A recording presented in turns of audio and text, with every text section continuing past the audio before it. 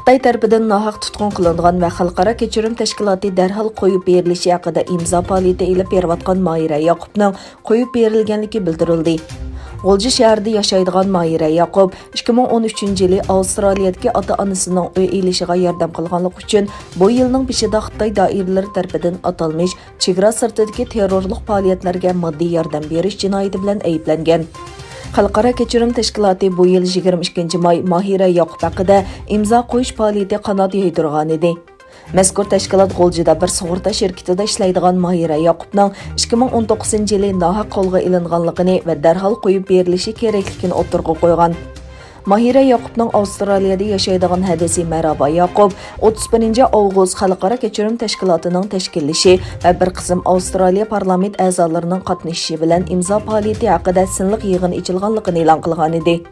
O imzo to'plash faoliyatining natijasining Avstraliya Tashqi ishlar ministrligi va Xitoy konsulxonasiga avatilganligini aytgan. Maraba Yoqub 4-sentabr ommaviy taratquv hisobida singlisining qo'yib berilganligini, lekin uning bilan aloqalasha olmaganligini uqtirdi. O ota-onasining qizini ko'rishga intizor bo'layotganligini, singlisi haqiqiy erkinlikka erishguncha kurash qilishni to'xtatmaydiganligini aytdi.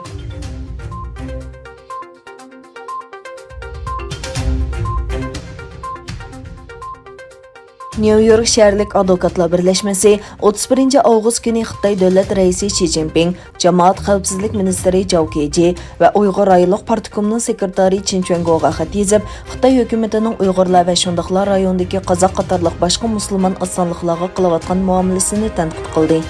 Xatda mundaq deyilgan: Tadqiqotchilarimizning xizmatlari shuni isbotladiki, rayondagi turkiy musulmon xalqlar hech qanday qonuniy tartibga asoslanmay turib jinoiy jazoga tortilgan va muddatsiz holda lagerlarga qamalgan.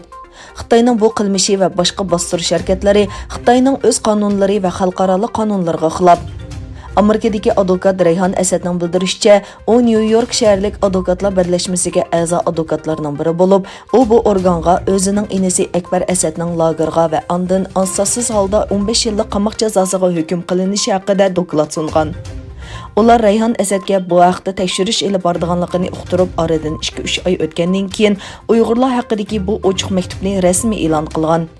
Rayhan Asadning bildirishicha, New York shaharlik advokatlar birlashmasining Uyg'ur masalasida ifoda bildirishi, yana kelib Xitoy hukumatining yurgizayotgan siyosatlarning xalqaro qonunlardagi qaysi qonunlarga xiloflik ekanligini birma-bir ko'rsatib berishi Uyg'ur masalasining yanada qonuniylashishi va rasmiylashishi uchun foydali ekan.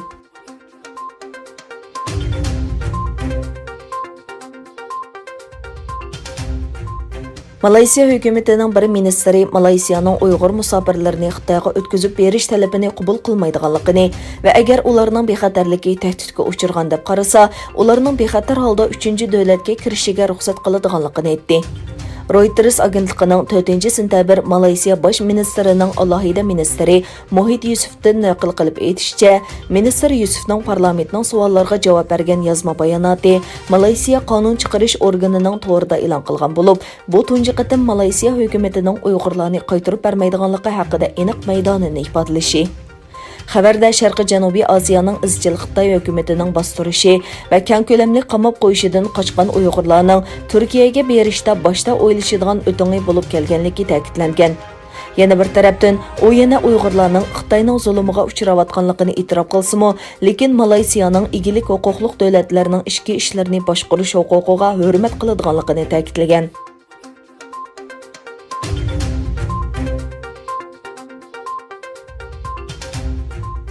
Egilinishçe, Amerika Los Angeles vaqt gezitining bir ayol muxbiri ichki Mo'ng'ul avtonom rayonida Mo'ng'ulcha dars sonining qisqartilishiga qarshi elib berilgan namoyishlar haqida xabar ishlaganligi uchun qo'lga ilingan va rayondan chiqarib etilgan.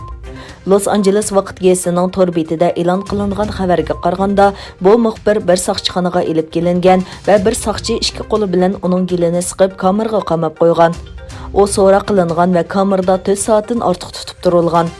Egilinishçe, bu ish ichki Mo'ng'ulning poytaxti Xoxotdagi bir maktabda yuz bergan bo'lib, muxbir soqchi mashinasiga selinib maktab atrofidagi puxrochi kiyingan soqchilar tarafidan soqchixonaga elib ketilgan. Uning Amerika elchixonasi bilan ko'rishishiga ruxsat qilinmagan. Keyin 3 hukumat amaldori va bir soqchi muxbirni poyezd stansiyasiga elib berib, Beyjingga boradigan poyezd yo'lga chiquvchi bekatda saqlagan. Xabarda muxbirning kimligi oshkorlanmagan bo'lsa-mu, Los Angeles vaqt gezitining Beyjing ishxonasining boshlig'i Aliso bu kishining o'zi ekanligini aytgan.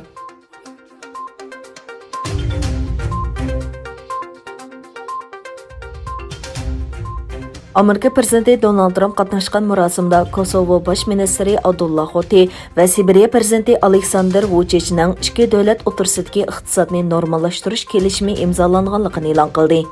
Ikki davlat Oqsaroyda elib berilgan suhbatdan keyin Kosovo bilan Sibiriya iqtisodning normallashishiga qo'shilgan. Kosovo va Sibiriya rahbarlari oldingi kunlarda Oqsaroyning davlat bexatarlik maslahatchisi Robert O'Brien bilan suhbatga qatnashgan bo'lib, har xil masalalarda ilgirlashlar bo'lgan. Shuning bilan birga Amerika prezidenti Donald Trump Kosovaning Isroiliya bilan bo'lgan munosabatini normallashtirganligini, Sibiriyaning elchixonasini Quddusga yo'tkaydiganligini e'lon qildi.